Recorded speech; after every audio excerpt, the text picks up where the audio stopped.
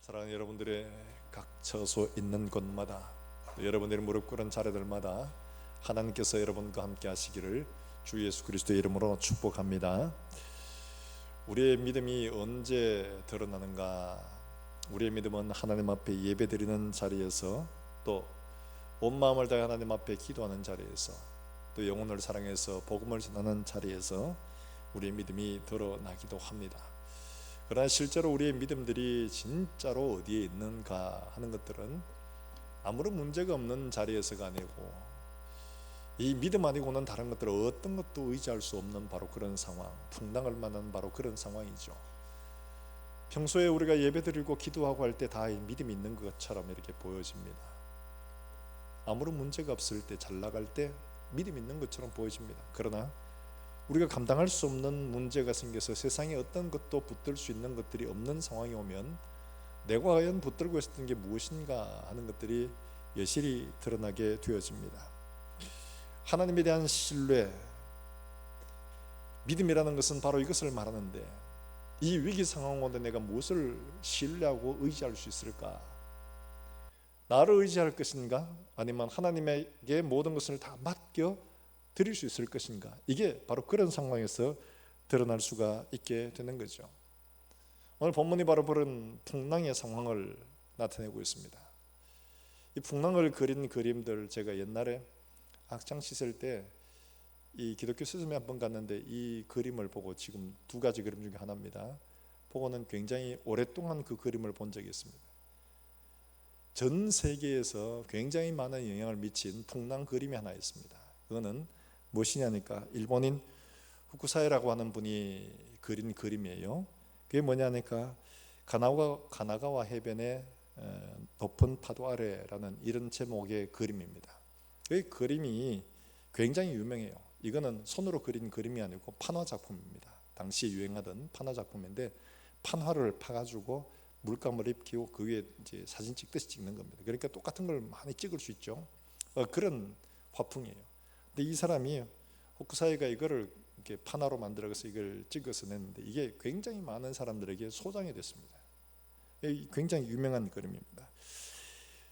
인상파 화가라고 말할 수 있는 여러 사람이 있죠. 마네, 드가, 모네, 심지어 고흐 같은 사람은 완전히 이 그림에 빠졌습니다. 그리고 르누아르 같은 사람들, 또 심지어 릴케라는 시인도 이 시의 영향을, 이 그림의 영향을 많이 받았고요. 또 여러분, 작곡가 드뷔시라는 사람이 지은 교향곡 바다라는 곡도 이 그림에서 영향을 받았습니다. 굉장히 유명한 그림이에요. 한번 볼까요? 이렇게 생긴 그림을 한번 본 적이 있는지 모르겠습니다. 저기 이제 파도가 굉장히 크죠. 가나가와 해변의 높은 파도 아래서 저기 중앙에 있는 게 후지산입니다. 그리고 저기에 풍랑 속에 배들이 있어요. 배가 몇 개가 있느냐, 아마 여러분 살피고 계실 겁니다. 저 배가 몇 개지? 배가 세 척이 있습니다. 세 척. 배가 세 척이 있는데, 저 배 세 척이 지금 뭘 하냐 하니까, 저 배 세 척이 큰 배가 아닙니다. 일본 전통 배인데 아주 조그만하고 난립한 배라고 해요. 근데 저 배들이 정초에 처음 참치를 잡아가지고 빨리 시장에 갔다가 파는, 그 처음 잡은 참치가 굉장히 좀 뭐라고 하냐, 돈이 되고 복이 있는 이런 거라고 이야기를 합니다. 그러니까 저거를 빨리 운송을 하려고 하는 바로 그런 상황이에요. 참치는 금방 상하거든요.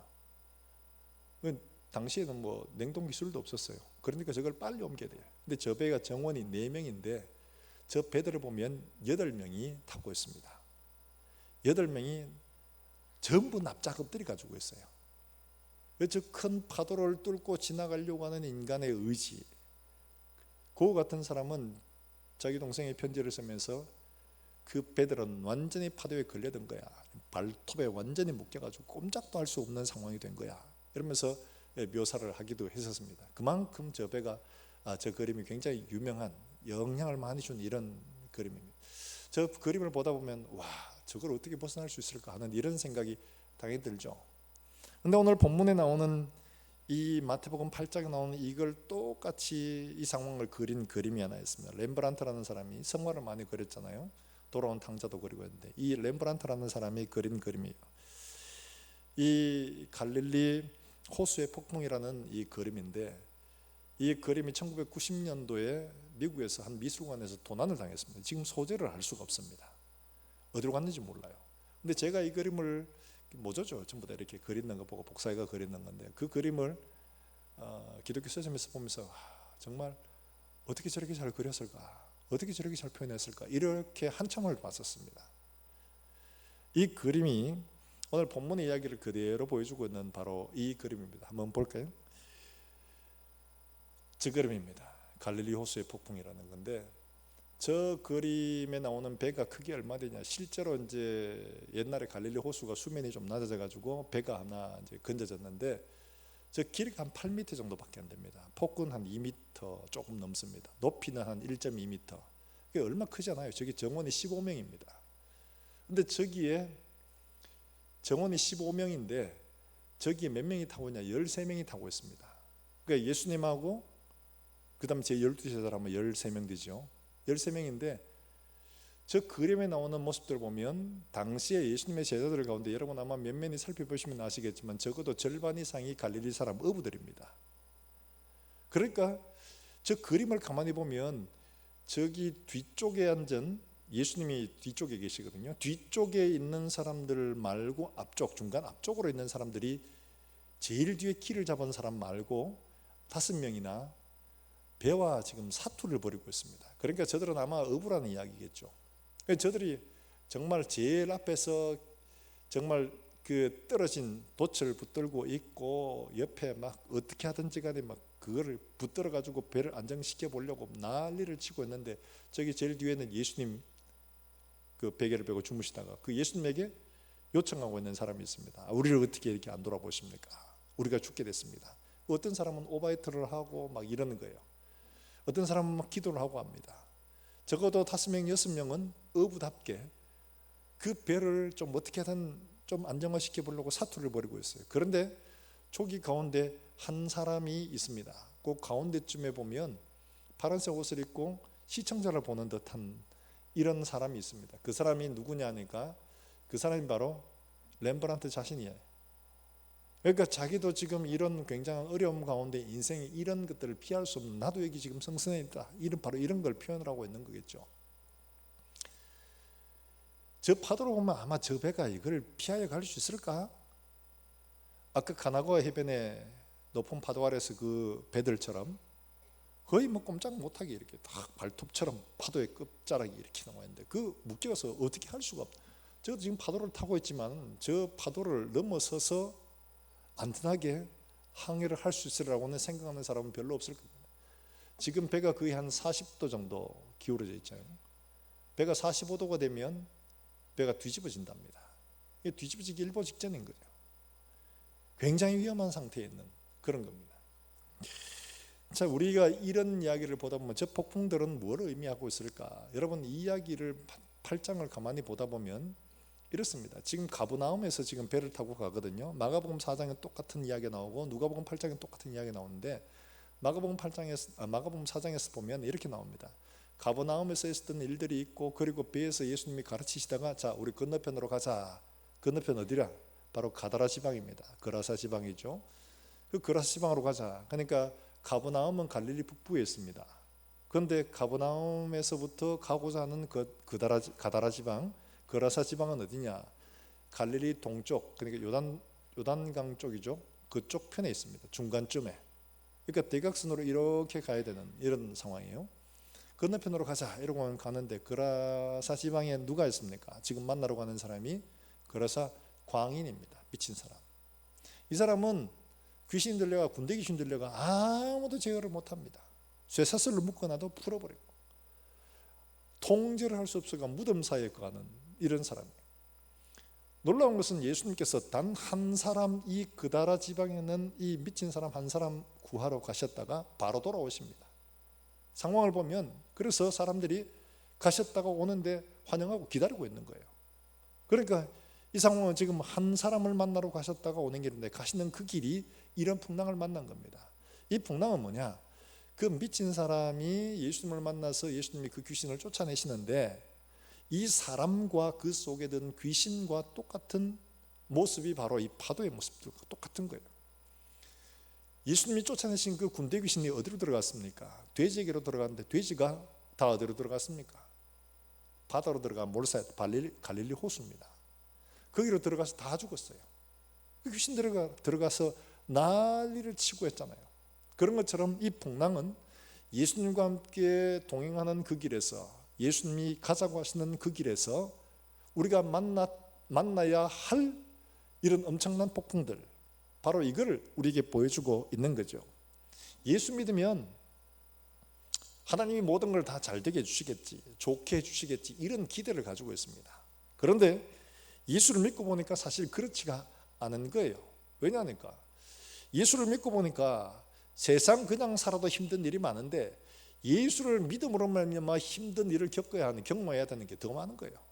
포기해야 될 것도 있고, 친구고 그렇고, 또 심지어 가족도 그렇고, 사업하는 동료들도 그렇고, 세상의 방식을 버리니까 만나야 할 어려움들이 더 많은 거예요. 어떻게 때로는 우리가 감당할 수 없는 이런 문제를 만나기도 합니다. 그런데 문제는 하나님이 그때 적시로 나타나셔가지고 아무 문제 없이 문제를 해결해 주시면 참 좋겠는데, 혹은 우리가 가는 길에는 고요한 바다만 있어서 아무런 문제 없이 간다면 얼마나 더 좋겠어요. 그런데 이 예수님의 반응이 어떠냐 하니까 고물에서 베개를 베고 주무시는 거예요.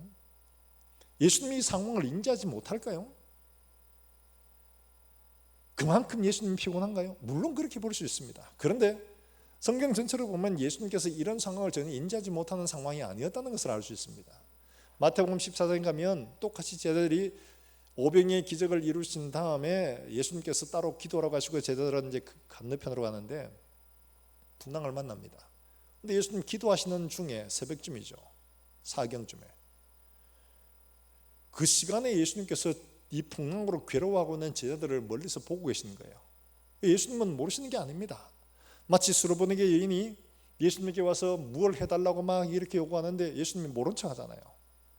그 수로보니게 여인의 상황을 몰라서 안 해요. 예수님이 그 여인에게 무언가를 기대하고 있다는 것을 지금 보여주시는 말씀이거든요. 제자들이 이런 고통과 고난을 당하고 있을 때에 예수님은 이들에게 무언가를 기대하고 계시는 거예요. 그런데 이들은 전혀 그런 기대에 부합한 행동을 하지 못한 겁니다. 그렇게 예수님이 깨워서 일어나서 문제를 잠잠케 하시고 난 뒤에 예수님이 그들에게 너희 믿음이 어디 있느냐? 왜 이렇게 믿음이 작으냐? 책망하고 나무리시잖아요. 그들에게 기대할 것도 없었더라면 이런 말씀 하실 필요도 없겠죠. 기대하는 게 있으니까 이런 말씀을 하신다는 거예요. 사랑하는 여러분들, 우리가 가다가 풍랑을 만나고 우리가 도저히 감당할 수 없는 문제를 만날 때에 우리가 가만히 생각해 봐야 됩니다. 과연 예수님께서 이 상황을 모르고 계시는가? 알고 계신다는 거예요. 그렇다면 하나님이 지금 우리에게 원하시는 게 무엇인가를 보고 생각해 볼 필요가 있다는 거예요. 오늘 본문 속에서 주님이 우리에게 뭘 말씀하시는가, 뭘 기대하시는가, 이걸 우리가 면밀하게 한번 생각해 보고자 합니다. 먼저 우리가 알아야 할 것은요, 27절 말씀해 보면 이런 말씀을 하고 있죠. 우리가 같이 한번 읽어볼까요? 27절입니다. 같이 한번 읽어봅니다. 시작. 그 사람들이 놀랍게 여겨 이르되 이가 어떤 사람에게 바람과 바다도 순종하는고 하더라. 여기 그 사람들이라는 말은 누구냐 하니까 마가복음에 보면 예수님이 탄 배와 함께 다른 배들도 같이 가고 있습니다. 그러니까 거기에 표현된 것들은 이 사람들, 그 사람들이라고 했던 것은 1차적으로는 그 배에 탄 사람을 말하는 겁니다. 왜냐하면 다른 배들은 예수님과 있었던 이 일들을 모르기 때문에 그래요. 제자들이죠, 1차적으로는. 그리고 그들과 함께 했었던 사람들이에요. 풍랑인데 예수님이 일어나가지고 뭘 한마디 했는데 보니까 풍랑이 잔잔해지는 거예요. 그러니까 이들이 다 한 가지로, 제자든 아니든 간에 다 한 가지로, 야, 이 사람이 도대체 누구기에 바람과 바다도 순종하는가, 깜짝 놀랐던 거죠. 자, 우리는 여기서 생각해 볼 필요가 있습니다. 제자들이 예수님을 알고 있습니까? 모르겠습니까? 누구보다 더 잘 알고 있죠. 근데 이 순간은 예수님이 누구신지 전혀 모르는 거예요. 달리 말하면 우리가 예수님을 안다고 생각하지만 예수님을 진짜 아는가, 아니면 아는 척하고 있는가 하는 거예요. 내가 예수님을 알고 있는가, 아니면 예수님을 아는 척하고 있는가. 몇 가지 주워 들어가지고 그것을 대충 알긴 하지만은 그분의 실제 본질을 깨닫지 못하고 있는 것은 아는 척할 뿐이에요. 모르는 거예요. 그분이 어떤 분인가, 그분이 어떤 능력을 가지고 있는가, 그분에게 부탁하면 어떤 일이 일어나는가, 이걸 모르는 건 아는 척하는 것 뿐이에요. 아는 것은 그렇게 행동하지 않습니다. 굉장히 어려운 이 환경 가운데서 예수님을 제대로 안다면 이렇게 행동할 수가 없기 때문에 그런 거예요. 그가 누구기에 이런 말을 할 수가 없는 거죠. 오늘 여기 나오는 이 이야기를 보면 이들은 어떻게든 배를 안정화시켜 보려고 애를 쓰다가 감당할 수가 없으니까 그들이 예수님에게 부탁을 합니다. 오늘 여기 마태와 마가, 누가는 뭐라고 하냐? 주여 이렇게 퀴리오스라고 불렀어요. 근데 마가는 뭐라고 불렀냐? 선생님이여 이렇게 부릅니다. 디다스칼로스, 선생이여 이렇게 부르고 있습니다. 예수님의 본질을 제대로 알지 못하고 있다는 증거이기도 하죠. 만약 이들이 예수님을 부를 때, 예수님에게 뭘 요청할 때 예수님에게 뭘 기대하고 요청을 했겠습니까? 자기들은 바다에서 잔뼈가 굵은 사람들이에요. 이 문제는 누구보다가 더 잘 해결할 수 있는 사람들이에요. 예수님은 목수예요. 근데 예수님을 깨울 필요가 없잖아요. 자기가 해결하면 되는 거예요. 그런데 이 문제, 예수님을 깨웠다는 것은 뭔가를 기대하고 있다는 말인데 뭘 기대하고 있었을까요? 오늘 여기 나오는 말씀에 보면 우리를 구원하소서 이렇게 표현을 하고 있어요. 우리를 구원하소서. 구원하소서 소조라는 이 말은 어려운 환경, 위기 가운데서 우리를 건져내서 이 문제를 해결해 달라는 의미도 되고 우리 영혼을 구원해 달라는 이런 의미도 되고 있습니다. 이런 위기 가운데 우리를 좀 어떻게 좀 해주십시오 하는 이런 건데 이걸 좀 더 구체적으로 표현을 하는 것. 그냥 마가복음 4장 38절에서 그 구원이라는 게 무엇인가를 보여줍니다. 여러분 마가복음 4장 38절 한번 볼까요?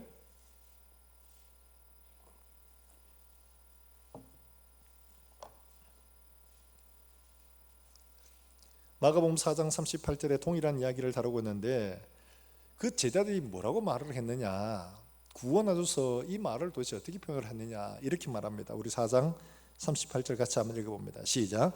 예수께서는 고물에서 베개를 베고 주무시더니 제자들이 깨우며 이르되 선생이여 우리가 죽게 된 것을 돌보지 아니하시나이까 하니, 돌보지 아니하시나이까 하니, 돌보다 하는 말 멜로라는 말입니다. 이 멜로라는 돌보다 하는 이 말은 말 그대로 돌보다, 염려하다 혹은 걱정하다는 이런 말입니다. 공감의 의미가 큽니다. 달리 말하면 자기들이 지금 사투를 벌이고 막 애를 쓰고 있는데 예수님은 주무시고 계시나요? 전혀 제자들과 공감이 안 되는 거예요. 예수님에게 무언가로 도움을 요청하지만 예수님에게 크게 도움이 되지 않는다는 것을 생각하고 예수님 적어도 이런 환경 가운데 우리와 함께 끼어서 아이고 야들아 어떡하노, 이걸 어떻게 하면 좋겠노, 이거라도 좀 해주셔야 되는데 예수님 그것도 안 하는 거예요. 속이 상한 거죠. 도대체 이런 상황 속에서 예수님 도대체 뭐 하고 계시는 거예요? 적어도 우리 문제 가운데 같은 마음을 품고 아유 안 됐다, 너무 힘들지, 어려워, 이거 어떻게 하면 좋으냐, 이런 정도라도 해야 되는데 예수님 지금 그것도 안 하고 계신다는 거죠. 우리에게 좀 공감을 해주세요. 우리의 아픔을 좀 이해해 주세요. 우리를 좀 위로해 주세요. 이런 정도를 이야기하고 있는 거예요. 여러분 만약에 이들이 예수님을 바로 알았더라면 예수님이 일어나셔서 잠잠하라, 그리고는 이 바람과 파도가 잔잔해졌을 때 이들이 놀랄 일이 있을까요?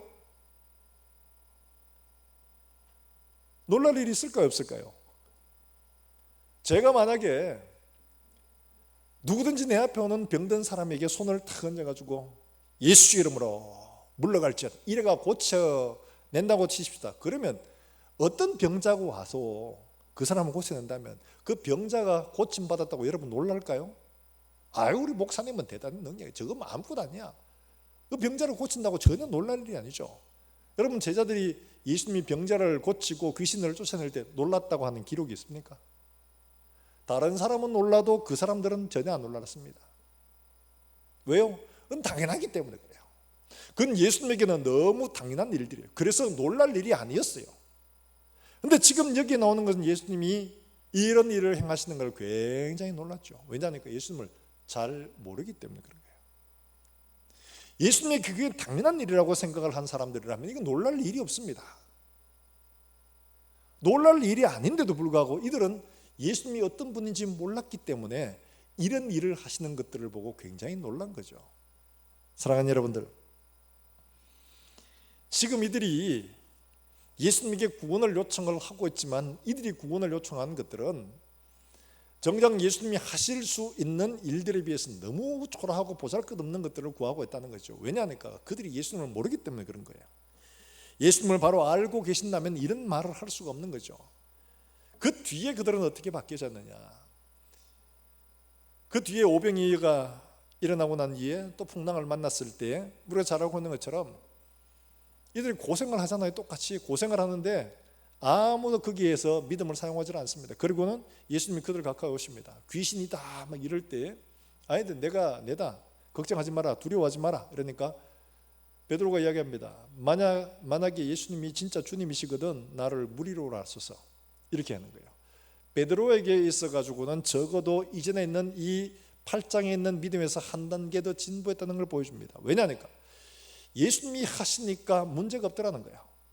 그러면 예수님이 서 계신 자리에 내가 가도 안 빠질 것이라는 기대를 가지고 나도 예수님 그렇게 오게 해 주십시오 이렇게 요청할 수 있는 믿음까지 된 거죠. 다른 아무 어떤 사람도 거기에 나가지 못하고 있는 겁니다. 근데 베드로는 한 단계 더 나아갔어요. 무리에 내 디뎠더니 맞는 무리에 서게 된 겁니다. 그리고 걸어가다가 바람과 파도를 보고 비록 빠졌지만은 그의 믿음은 최소한 몇 걸음은 더 나아갔던 거야. 예수님 빼고 무리로 그런 최초의 인간이 된 거죠. 달리 말하면 예수님을 알고 나니까 한 단계 더 믿음으로 나갈 수 있는 걸음들이 뛰어졌는데 예수님을 모르면 이것도 나갈 수가 없는 거예요. 여전히 배에 머물러 두려워하고 무서워하고 생명의 위협으로 인하여 불안해하는 이런 정도밖에 되지 못하더라는 거죠. 사랑하는 여러분들, 우리가 예수님을 어떻게 하느냐는 대단히 중요합니다. 예수님께서 이들에게 이렇게 나무라신 이유가 되느냐? 중요한 한 사건이 앞에 있었거든요. 여러분 5절에 누구의 이야기가 나오냐니까 5절에 보면 이 8장 5절에 누구 이야기가 나오냐 하면 누구 이야기가 나오는지 여러분 한번 보실까요? 예수께서 가버나움에 들어가시니 누가 나옵니까? 한 백부장이. 이 백부장 우리가 잘 알다시피 그 하인이 중풍병에 들려가지고 예수님을 청해서 고쳐달라고 청하는데 예수님이 가시려고 하니까 예수님에게 말하잖아요. 아유 오실 필요 없어요. 말씀만 하셔도 됩니다. 말씀만 하셔도 됩니다. 내 밑에도 사람이 있고 내 위에도 사람이 있어서 내 위에 사람이 나보고 오라 하면 나도 가고 내 밑에 있는 사람을 내가 부르면 옵니다. 말씀만 하셔도 됩니다. 그리고 예수님 어떻게 하셨습니까? 내가 이스라엘 가운데 이만한 믿음을 본 적이 없다. 가라. 내 믿음대로 될지어다. 예수님이 깜짝 놀랐습니다. 적어도 이런 사건을 한번 경험을 했더라면 예수님이 지금 이들에게 요구하는 이것은 당연한 겁니다. 야 봐라, 백부장은 너희와 함께 있었던 것처럼 나만큼 이만큼 있지 않았다. 저들은 나와 한순간도 있지 않았다. 근데 백부장은 너희하고 비교할 수 없는 믿음을 가졌어. 너희는 적어도 나와 함께 지금 얼마야 얼마나 많은 일들을 보고 얼마나 많은 말씀을 들었고 얼마나 많은 놀라운 일들을 경험했느냐. 그런데 왜 너희는 백부장만큼도 나를 알지 못하느냐. 백부장은 적어도 내가 어떤 권위의 사람인가를 알고 말한다. 그렇다면 너희는 어떻게 해야 되겠니? 그러면 너희는 내게 뭘 구해야 되겠니? 그럼 너희는 어떻게 행동을 해야지 되길? 예수님께서 말씀하시는 게 바로 이런 것들이에요. 사랑하는 여러분들, 우리가 예수님을 믿는 것은 바로 이런 것들을 말하는 겁니다.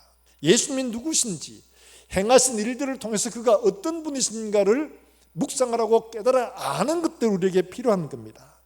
이걸 알지 못하니까 단지 어떤 기적을 행하는 사람 선생 거기에 머물고 마는 거예요. 그분이 만물을 다스리시는 하나님, 귀신을 쫓아내시는 하나님이시라면 바람과 파도를 잔잔케 하는 것들은 문제가 될 게 있습니까? 아무 문제가 될 게 없습니다. 하나님에게 감기나 암이나 뭐가 다릅니까? 아무것도 다를 게 없는 거예요. 우리 인간에게나 차이가 있을 뿐이지 하나님에게는 그건 아무런 문제가 되지 않습니다. 천지를 만드신 일이나 사람의 병을 하나 고치는 일들이나 뭐가 차이가 있습니까? 그분에게는 어떤 것도 차이가 없는 거예요. 사랑하는 여러분들, 우리의 믿음은, 이런 믿음은 어디서 나오느냐? 하나님의 말씀과 그분 행하신 일들을 우리가 바로 보고 깨달음으로 말미암아 이루어지는 일들이지 우리의 경험과 지식에서 나오는 것들이 아니거든요. 그런데 우리가 종종 이 믿음을 행하기 어려워하는 일들은 바로 우리 자신들 때문에 그런 거예요. 우리 속에 있는 것들. 주님이 우리에게 말씀하시는 것들이 뭡니까? 바로 이거잖아요. 예수님이 우리에게 말씀하시는 것도 바로 이거잖아요. 예수님이 행하신 일들을 이미 많이 보았는데 우리가 하는 것들은 예수님에게 뭘 구하고 있냐는 거예요. 믿음이라는 말은 다른 말로 말하면 의탁하는 겁니다. 완전히 맡기는 겁니다. 내 모든 것들을 다 들어서 예수님께 맡겨두는 거예요. 염려도 근심도 문제도 다 맡겨놓고 그분이 선하신 뜻대로 이루어 가시기를 맡겨드리는 거예요. 이게 바로 믿음이라는 거예요. 창세기 1장 1절에서 성경의 시작은 태초에 하나님이 천지를 창조하셨다고 시작을 합니다. 모든 것들의 출발점이 하나님이다 하는 것을 우리에게 선포하고 있는 거죠. 욥이 많은 고난을 만나가지고 어려운 문제를 만났을 때 하나님이 그에게 나타나셔가지고 말씀하신 게 뭡니까? 뭐 이래저래 설명을 하시지 않았습니다. 창조하신 그 역사를 말합니다. 왜 그 이야기를 하십니까? 이야기를 하시는 이유는 다름이 아니라 그분은 능력이 없어서 너를 이해시킬 이게 부족해서 너에게 이런 고난을 주는 분이 아니라 네가 이런 고난을 당하고 죽음을 그리워하고 있을 그때에도 하나님이 가만히 계시는 것들은 하나님의 계획이 있어 그런 것이지 능력이 부족해서 그런 게 아니라는 것을 말씀하고 있거든요. 사랑하는 여러분들, 우리가 하나님 앞에 가져야 할 믿음은 바로 이런 것들이에요. 우리가 들은 말씀, 본 말씀, 깨달은 말씀, 우리 속에 말씀하시는 것들 듣고 이해해야 될 것은 하나님이 누구신가 하는 것들을 바로 하는 겁니다. 이걸 바로 알 때에 우리의 구하는 것들이 달라집니다. 이걸 바로 알지 못하면 제자들처럼 위로, 공감 여기에 그치고 마는 거예요. 하나님의 능력을 구하는 것들은 우리의 믿음이 달라질 때 우리의 구하는 것들도 달라지게 되는 거죠. 여러분 시편 106편 7절 말씀에 보면 이런 말씀이 나옵니다. 제가 읽겠습니다. 우리의 조상들이 애굽에 있을 때에 주의 기이한 일들을 깨닫지 못하며 주의 크신 인자를 기억하지 아니하고 바다 곧 홍해에서 거역하였나이다. 하나님의 일들을 깨닫지 못하고 기억하지 못하니까 결국 어떻게 됐냐? 거역하는 일들을 하더라는 거예요. 사랑하는 여러분들, 우리가 하나님이 행하신 일들, 들은 말씀들 바로 알지 못하고 깨닫지 못하면 하나님을 거역할 수밖에 없습니다. 그렇기 때문에 우리가 구해야 될 건 뭐냐? 여러분 시편 119편 18절 말씀을 한번 찾아보겠습니다. 시편 119편 18절 말씀.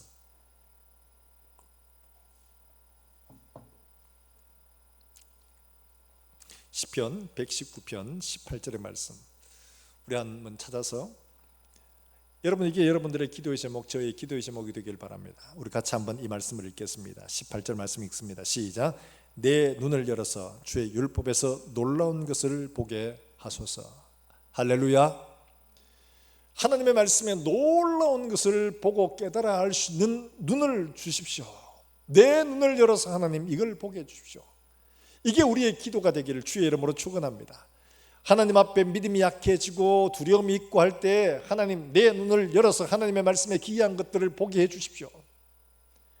이걸 깨닫지 못하고는 하나님 앞에 구하는 것들도 요거밖에 구할 수가 없는 거예요. 하나님이 누구신지를 알게 되면 구하는 것도 담대해집니다. 뭐 하나님이 하시는데 뭘, 내가 지금 왜 이렇게 불안해하는가, 내가 뭘 염려하고 있는가, 하나님이 지금 말씀하고 있는데, 하나님이 이러신 분인데 내가 그 하나님을 믿는다면, 내가 그 하나님께 이 문제를 의탁한다면 하나님이 하시도록 맡겨드리는 이런 믿음이 일어나게 될 줄로 믿습니다. 뿐만 아니라 우리가 하나님을 바로 아는 것들, 아는 척 하지 말고 아는 것들이 중요하다면 우리 속에 있는 이 믿음을 그 다음에 어떻게 해야 되냐? 사용해야 하는 거죠. 사용하지 않는 것들은 없는 거나 마찬가지입니다. 오늘 26절 말씀에 예수님께서 그들에게 이렇게 꾸짖습니다. 26절 말씀 같이 볼까요? 26절입니다. 시작. 예수께서 이르시되 어찌하여 무서워하느냐? 믿음이 작은 자들아 하시고 곧 일어나사 바람과 바다를 꾸짖으시니 아주 잔잔하게 되거늘. 여기 예수님께서 믿음이 작은 자들아 이렇게 꾸짖으셨다고 나오는데, 이 마가복음 4장 누가복음 8장에 나오는 건 어떻게 표현하고 있냐니까 너희 믿음이 어디 있느냐 이렇게 물으신 거예요. 달리 말하면 이들이 믿음이 없다는 거죠. 지금 사용하지 못하고 믿음이 없으니까 지금 이러고 있다는 거죠. 믿음이 없다는 걸 말합니다. 믿음은 어디서 나오는 거죠? 믿음은 하늘에서 뚝 떨어지는 건가요? 내가 뭐 놀라운 것을 한번 해내고 나면 믿음이 생기나요? 믿음은 로마서 10장에 있는 것처럼 어디에서 나오는 거죠? 믿음은 들음에서 나고 들음은 그리스도의 말씀으로 말미암았느니라. 우리의 믿음은 그리스도의 말씀, 하나님의 말씀에서 나오는 것이지 내 생각, 자기 확신, 내 경험에서 나오는 것들이 아닙니다. 우리는 많이 착각합니다. 내가 뭘 이걸 해왔기 때문에, 내가 이걸 지금 성공적으로 내가 했기 때문에 그래서 내가 믿는 믿음이 있다고 생각을 하는 거예요. 교회 봉사 많이 했고, 기도 많이 했고, 성경 많이 읽고, 설교 많이 들었고, 예배 많이 들었고, 내가 하나님 사랑하기 때문에 내 속에 믿음이 있는, 이런 것이 아닌가 착각합니다. 우리 속의 믿음은 하나님의 말씀으로 말미암는 줄로 믿으시기를 주의 이름으로 축원합니다. 그래서 마귀는 말씀을 못 듣게 하고, 말씀을 오해하게 하고, 말씀을 못 보게 합니다. 이거 들어가면 큰일 나거든요. 근데 하나님은 자꾸 말씀을 듣게 하시고, 말씀을 보게 하시고, 말씀을 묵상하도록 가르치십니다. 그래서 오죽하면 이스라엘 백성들에게 아주 조그만 할 때부터 신명기 6장에서 뭐라고 합니까? 앉았을 때든지 누웠을 때든지 길 가는 때 집에 있던 때든지 뭘 하든지 어떻게 해요? 율법 말씀을 주야로 가르치고 외우게 하고 들리게 하고 묵상하게 하고. 말씀이 들어가야 믿음이 생기니까. 말씀이 안 들어가면 믿음이 생기지를 않습니다.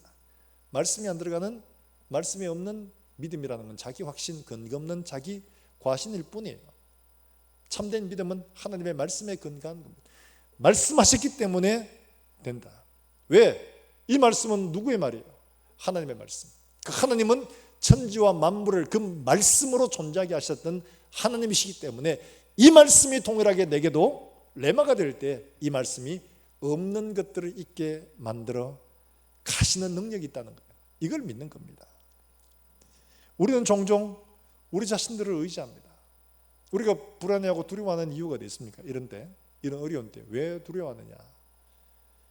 캄캄히 생각해 보니까 나는 뭐 예배도 잘, 신앙생활도 잘, 기도도 많이 안 했고, 뭐 봉사도 잘 안 했고, 뭐 내가 돌아보니까 뭐 내세울 만한 게 없어. 그러니까 하나님 내 기도 들어주시겠? 나 안 들어주실 거야. 뭐 이런, 내가 뭘 하나님 앞에 뭐 내밀어 가지고 이거 좀 도와주세요. 이런 말 어떻게 하겠노? 난 내가 암만 캐도 예수님 안 들어주실 거야. 봐라, 내 기도했는데 안 들어주시는 건 아마 그래서 그럴 거야. 아마 우리 전부 다 이렇게 생각할 겁니다. 이거는 잘못된 거죠. 왜냐니까 믿음은 어디서 나오는 거라고 했습니까? 하나님 말씀이에요. 지금 이건 어디서 나온 거예요? 나의 경건과 나의 경험에 의존하는 거잖아요. 이건 믿음이 아니에요. 예수님이 같이 제자들과 함께 가실 때에 제자들 중에 요한이 그렇게 합니다. 어떤 사람이 예수님 우리와 함께 하지 않는데 막 귀신 막 쫓아내고 해요. 그래서 우리와 함께 하지 않으면 내가 그거 하지 말라겠습니다. 잘했죠? 그러면서 얘기하니까 예수님이 하신 말씀이 너 참 잘했네. 우리와 함께 하지면 안 돼. 우리와 반드시 함께 해야 돼 라고 말씀하신 게 아니고 뭐라고 하셨냐 하니까 예수님께서는 그렇게 말씀하십니다. 우리와 함께 하지 않는다고 금하지 마라. 누구든지 내 이름으로 귀신을 쫓아내고 괜찮다. 그렇게 말씀하고 있는 거예요. 마가복음 9장 39절에 그렇게 말하는데 예수께서 이르시되 금하지 말라. 내 이름을 의탁하여 능한 일을 행하고 즉시로 나를 비방할 자가 없느니라. 이건 뭐예요? 그 사람이 행하는 것은 자기의 경험과 능력이 아니고 누구의 이름에 의한 거예요? 예수의 이름에 의한 겁니다. 달리 말하면 우리가 경건한 능력을 가지고 있어서 우리가 얼마나 하나님 앞에 경건하게 살아서 우리의 믿음이 하나님이 들어주시는 게 아니에요. 하나님의 이름을 믿는 믿음에서 나오는 거예요. 그래서 이걸 분명하게 베드로가 그렇게 하잖아요. 성전 미문의 안전뱅이를 고치시고 난 다음에 사람들이 와 이렇게 말하니까 베드로가 뭐라고 말합니까? 여러분 사도행전 3장 12절 말씀에 한번 찾아볼까요? 여러분 이게 여러분들에게 위로가 되고 여러분들 말씀이 되길 바랍니다. 사도행전 3장 12절 말씀 우리 같이 한번 읽어보겠습니다.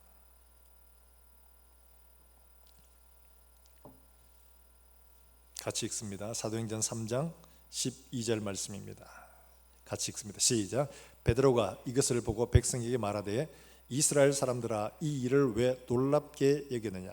우리 개인의 권능과 경건으로 이 사람을 걷게 한 것처럼 왜 우리를 주목하느냐? 베드로가 분명히 말하죠. 우리의 경과 능력이 이 사람을 깨끗게 한 게 아니고 누가 한 거예요? 예수 이름이, 그 뒤에 나옵니다. 나사렛 예수 이름이 이 사람을 성하게 했다라고 말합니다. 우리는 단지 그분의 이름에 의탁한 거, 맡겨드린 것밖에 없고, 이름 누가 하시는 거예요? 하나님이 하시는 거예요. 그런데 지금 어떻게 생각하냐? 전부 다 우리가 한 것처럼 생각합니다. 내가 한 것처럼. 내가 기도 많이 했기 때문에, 내가 하나님 앞에 열심히 신앙생활했기 때문에 보상으로 하나님 들어주셔야 된다고 생각하는 거예요. 믿음은 그런 게 아닙니다. 그렇다면 예수님 당시 예수님에게 나와 치료받는 사람 아무도 없어야 됩니다. 그렇죠? 그 사람들이 무슨 경륜과 능력이 있어 어떻게 하나님에게 은혜를 입겠습니까? 그 중에는 말도 못하는 사람들도 있었어요. 그런데 고침을 받고 치료를 받잖아요. 무엇 때문에요? 자기 근거는 아닙니다. 예수 이름 의지했어요. 때로는 장애물이 있는데 그 장애물을 어떻게 합니까? 지붕을 뚫고서라도 내려놓잖아요. 자기의 경건과 능력이 아니라 예수 이름을 의지하는 게, 이게 참된 믿음이에요. 그걸 사용한 겁니다. 작은 것이라도 사용하니까 이것이 놀라운 역사를 만들어내는 거예요. 마태복음 17장 20절에 보면 예수님께서 변화산에 올라가셨다가 내려오시는 바로 그 장면인데, 그 밑에 산 밑에서는 난리가 났죠. 귀신 들린 아이 하나를 못 고쳐가지고 난리가 났습니다. 근데 자기들은 아무리 해봐도 안 되는 거예요. 그래서 왜 우리는 안 됐습니까? 근데 예수님이 그들에게 이르실 때 이렇게 말씀하십니다. 이르실 때 너희 믿음이 작은 까닭이니라 진실로 너희에게 이르노니 만일 너희에게 믿음이 기사씨 하늘만큼만 있어도 이 산을 명하여 여기서 저기로 옮겨지라 하면 옮겨질 것이요 또 너희가 못할 것이 없으리라. 너희에게 겨자씨 하늘만한 믿음만 있어도. 이들에게 뭐예요? 겨자씨 하늘만한 믿음도 없다는 이야기잖아요. 진짜 이들이 믿음이 없는 거예요? 믿음은 있어요. 그런데 뭐가 아니냐? 사용하지 않는 것 단지. 이는 액세서리일 뿐이에요. 교양일 뿐이에요. 믿음이. 우리의 취미생활, 문화생활일 뿐이지 이 믿음은 사용하는 우리의 삶의 능력이 되지를 못하는 겁니다. 하나님에게 맡긴다. 맡기는 것은 큰 거죠. 내가 아니고 하나님이 하시도록. 이게 믿음이에요. 사랑하는 여러분들, 우리는 종종 우리의 경과 능력에 의해서만 되리라고 생각하는데 하나님은 우리에게 말씀하십니다. 말씀을 주셨고 증거를 주셨고 그 말씀을 통해서 우리에게 믿음을 얻도록 하셨고 그 말씀을 의지해서 내가 예수께 그 문제를 맡기면 주님은 그 말씀에 따라서 우리에게 하신 약속대로 이루어서 가시는 것. 이게 바로 우리의 믿음을 사용하는 거죠. 사랑하는 여러분들, 예수님이 이들에게 기대하는 것은 바로 이겁니다. 예수님을 깨운 게 잘못이냐? 그건 아닙니다. 예수님 기대하시는 건 뭐예요? 적어도 하나쯤은 좀 무모하더라도 내가 예수의 이름으로 명하는 이 파도야 잔잔하라. 안 돼도 이거 한번 해보라는 거죠. 백부장도 말씀만 하십시오. 그러면 됩니다. 굳이 오실 필요 없습니다. 이 정도 믿음이었다면 너희는 적어도 나와 함께 이렇게 오랫동안 많은 일들을 보았다면 너희도 이거 한마디쯤은 할 수 있어야 되지 않느냐 하는 거예요. 그게 안 돼서 적어도 예수님에게 깨워야 한다면 깨우는 게 문제가 아니고 예수님에게 깨워가지고 주님, 도대체 왜 주무시고만 계세요? 우리 좀 이해해 주세요. 우리 참 고난하거든요. 지금 우리 좀 이해해 주세요. 이게 아니고 예수님 지금 파도가 막 이래가지고 우리가 암만 해봐도 잘 안 됩니다. 예수님 한마디만 해주십시오. 이렇게 했더라면 예수님이 왜 이렇게 믿음이 적으냐 이렇게 말씀하셨을까? 아마 그러진 않았을 겁니다. 아이고 알았다고 아마 이렇게 말씀하셨을 거예요. 사랑하는 여러분들, 우리가 믿음으로 행하던 예수님께 도움을 구하던 어려운 문제를 만나고 우리의 힘으로 감당할 수 없는 문제를 만나면 비명을 지르는 것은 정당한 일입니다. 당연한 일들입니다. 내가 내 힘으로 할 수 없어서 주여 소리를 지르고 하나님 앞에 은혜를 구하는 것들은 아픈 사람에게는 당연한 거예요.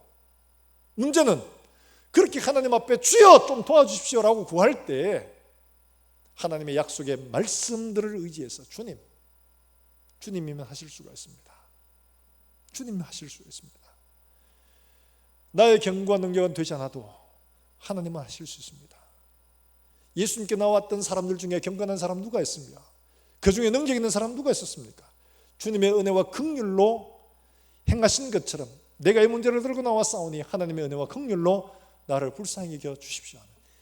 이 믿음으로 하나님 앞에 나아갈 때 하나님은 우리가 기대하는 것 이상의 놀라운 일들을 행하실 줄로 믿습니다. 사랑하는 여러분들, 우리가 인생을 살다가 감당하기 어려운 문제를 만날 때에 내가 하나님을 알고 있는가, 아는 척을 하는가를 잘 돌아보시길 바랍니다. 아는 척하고 있는 것과 아는 것과는 천지 차이입니다. 아는 것은 쓸 수 있지만 아는 척하는 것은 쓸 수가 없어요. 그러니까 그 다음에 쓰지를 못했잖아요. 같이 동행하고 말씀 듣고 기적을 옆에서 보고 했지만은 알지를 못했습니다. 행하신 그 일을 통해서 그게 무엇을 의미하는지를 깊이 묵상하고 깨닫지를 못했기 때문에 그런 겁니다. 깨달아 하는 것, 하나님 주여 내 눈을 열어 주의 법에 기이한 것을 보게 하옵소서. 이 기도가 하나님 앞에 구하기 전에 먼저 우리의 심령 속에 있게 되기를 주의 이름으로 축원합니다. 우리가 가지고 있는 작은 것이라도 하나님 앞에 사용하여 주님, 내 힘으로는 할 수가 없습니다. 그러나 주님은 하실 수가 있습니다. 내 이 문제를 주님께 맡겨드립니다. 하나님이 선한 길로 인도해 주십시오. 맡겨드리면 내가 붙들지 않아도 하나님은 하나님의 방법으로 하나님의 때에 하나님의 능력으로 일하실 줄로 믿습니다. 우리가 이 시간 함께 찬송하고 기도하겠습니다. 내 평생에 가는 길 순탄하여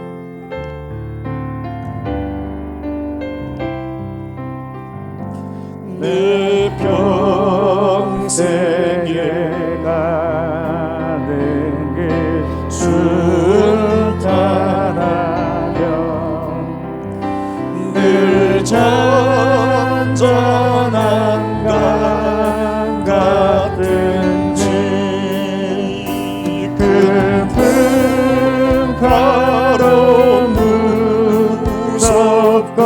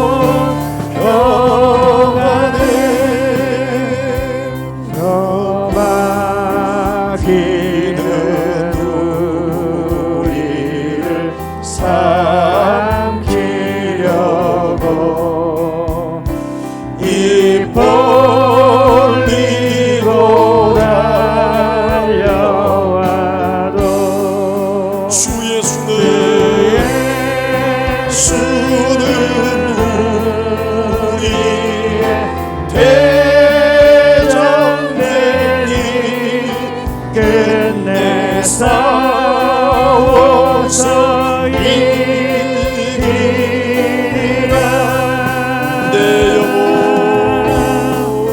내 영혼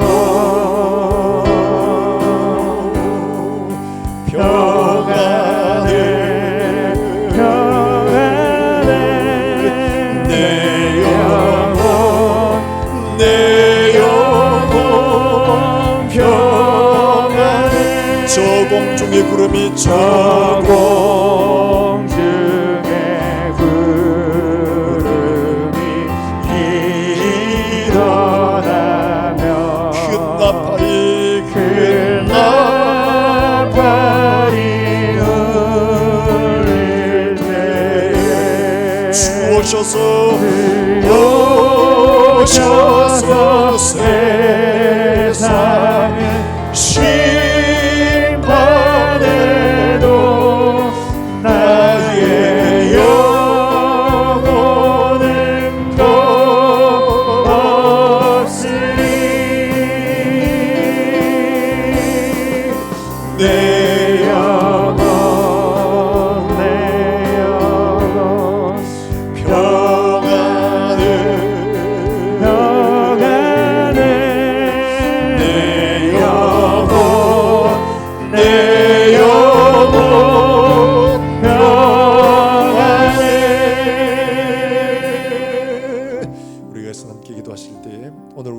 주신 말씀처럼 우리가 만날 수 있는 이 풍랑 앞에서 두려움으로 떨며 하나님 앞에 불안하고 있을 때 주님이 우리에게 무엇을 기대하시는지를 생각하고 우리에게 말씀하시고 보여주시고 나타내주신 예수 그리스도가 누구신지를 분명히 바로 알게 해주시기를 원합니다. 하나님, 우리의 눈을 열어 주의 법에 기이한 것을 깨닫게 하시고 보게 하여 주시옵소서. 눈을 열어주시기를 원합니다.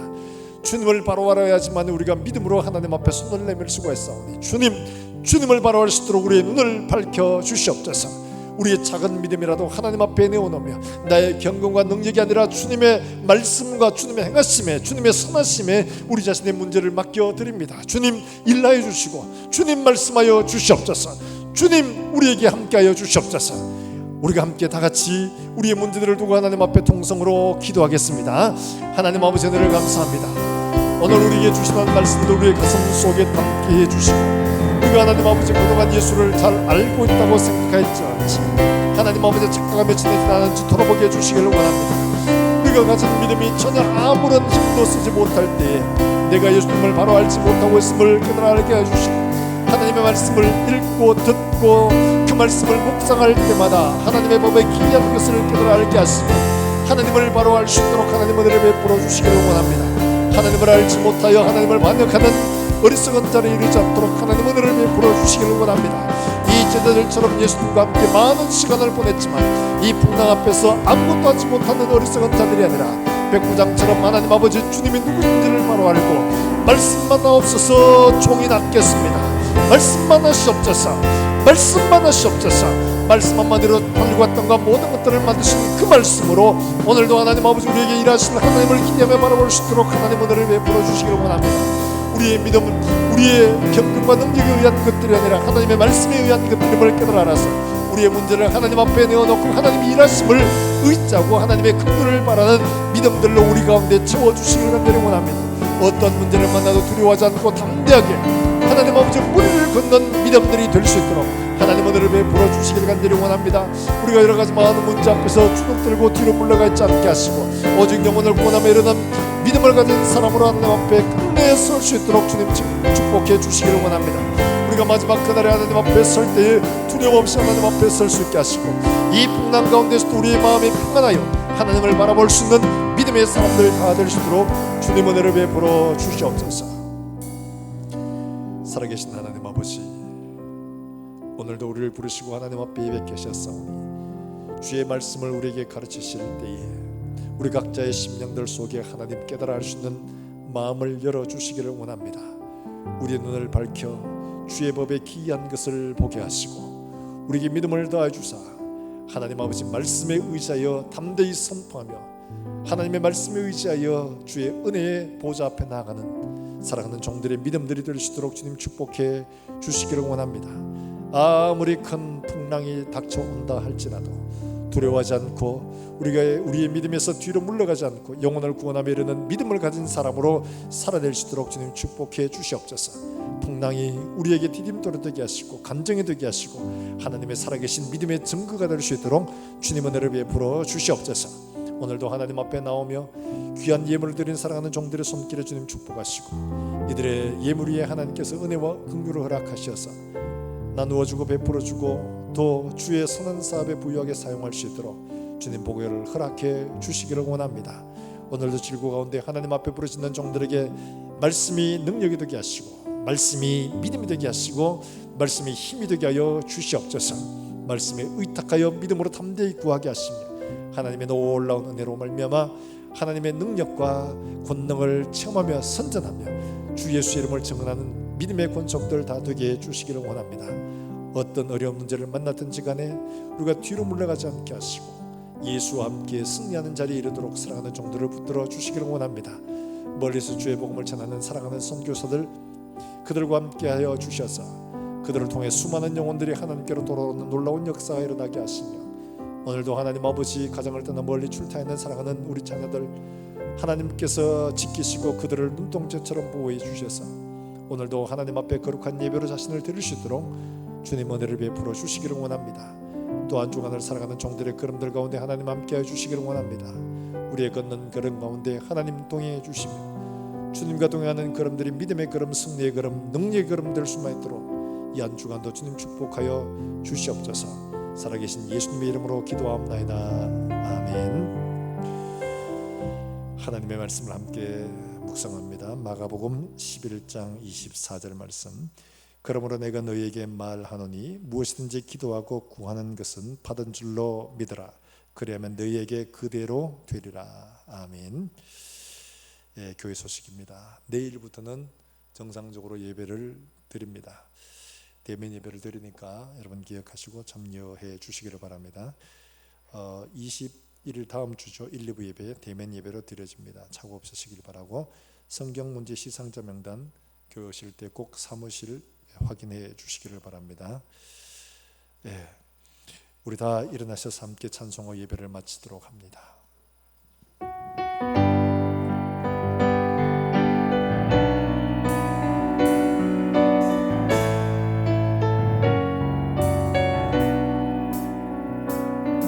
너의 가는 길에 주의 평강이 있으리. 평강의 왕 함께 가시니. 너의 걸음 너의 걸음 주 인도하시리. 주의 강한 손 너 이끄시리. 너의 가는 길에 주의 축복이 있으리. 너의 가는 길에 주의 축복이 있으리. 영광의 주 함께 가시니. 내가 밟는 모든 땅 주님 다스리리. 너는 주의 길 예비케 되리. 주님 나라 위하여 길 떠나는 나의 형제여. 주께서 가라시니. 너는 가라 주의 이름으로. 거칠은 광야 위에 꽃은 피어나고. 세상은 내 안에서 주님의 영광 보리라. 강하고 담대하라. 세상 이기신 주 늘 함께 너와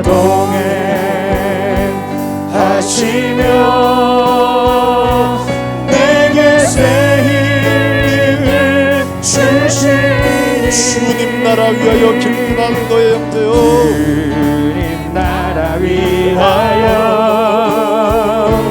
길 떠나는 나의 형제여. 주께서 가라시니. 주께서 가라시니. 너는 가라. 너는 주의 가라 이름으로. 주의 이름으로. 거칠은 광야 위에 꽃은 피어나고. 세상은 내 안에서 주님의 영광 보리라. 강하고